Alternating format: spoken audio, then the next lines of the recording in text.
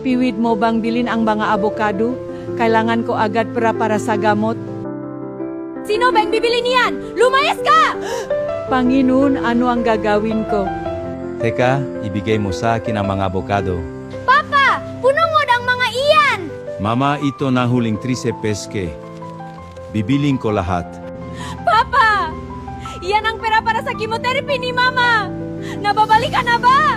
Pwede pa tayong kumita ulit ng pra. Pero ang mabigyan siyang gamot ngayong gabi, kang kapayapaang iyon ay walang katumbas.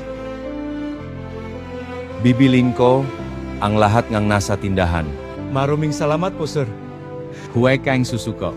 Hindi bibigyan ng Diyos ang kanyang mga anak gang pasubok na hindi din nila kayang pagtagumpayan. Ako rin ay mayaring isang ospital.